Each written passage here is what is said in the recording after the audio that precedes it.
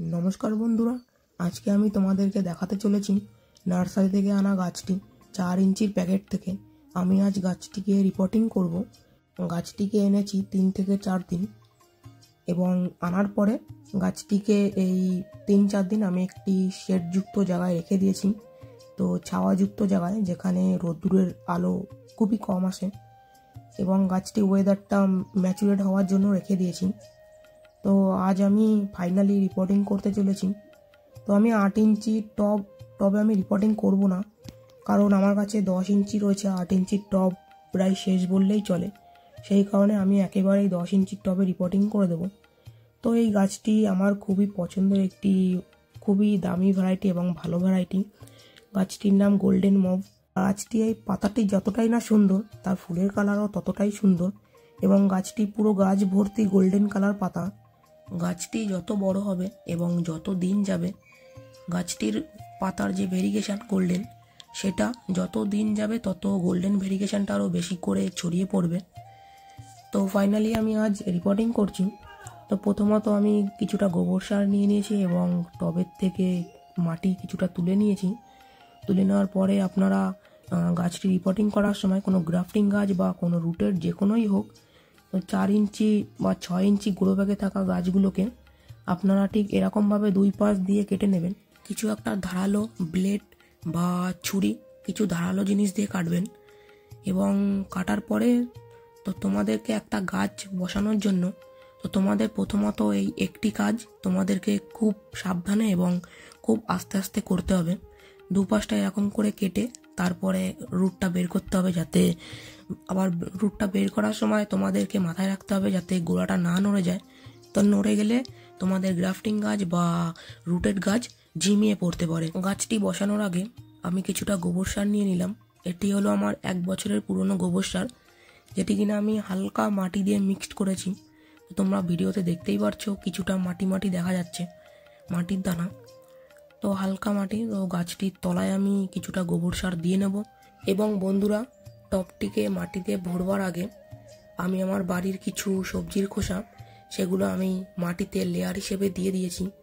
তো গাছটিকে বসানোর পরে 1 সপ্তাহ নাগাদ গাছটি যখন শিকড় ছাড়তে শুরু করবে, তো শিকড় ছাড়তে শুরু করার পরই সবজির খোসাগুলো পচতে শুরু করবে এবং সেটি সার হয়ে যাবে। সার হয়ে যাওয়ার পরে গাছটি সেগুলো খুবই তাড়াতাড়ি নিতে পারবে, খেতে পারবে। এবং গাছটিকে আমি গোবর সার দিয়ে এরকম বসিয়ে দিলাম। বসানোর পর আমি বাদবাকি যেটুকু গোবর সার রয়েছে, তো সেটাকেও আমি গোড়ায় পুরোপুরিভাবে ঢেলে দেব এবং ঢেলে তার গোড়ায় চারিপাশে আমি ছড়িয়ে দেব, যাতে গাছটি চারিপাশ থেকে খাবার সংগ্রহ করতে পারে। তোমরা যদি তোমাদের বাড়ির গাছগুলোকে এরকম গ্রোথ আনতে চাও এবং অপরূপ সুন্দর ফুল আনতে চাও এবং ভরে ভরে ফুল নিতে চাও, তাহলে তোমাদের প্রথমত তোমাদের বাড়ির শাকসবজি খোসা, সেগুলোকে তোমাদেরকে পচাতে হবে। এবং তোমাদের বাড়ির আশেপাশে কোথাও গরু থাকলে সেখান থেকে গোবর সার নিয়ে এসে তো দুটোকে মিক্সড করে 1 মাস পচিয়ে তারপরে তোমরা গাছের গোড়ায় প্রয়োগ করতে পারো। এবং আমি মনে করি যে এটি গাছের পক্ষে খুবই একটি দুর্দান্ত একটি খাবার, এবং এই খাবারে গাছটি প্রচুর পরিমাণে গ্রোথ এবং প্রচুর ফুল দেয়। তো আমি বেসিক্যালি আমি গাছগুলোতে আমি এই দুটোই আমি ইউজ করেছি। কোনো কেনা সার, টাকা দিয়ে কেনা সার কোনো প্রয়োগ করিনি।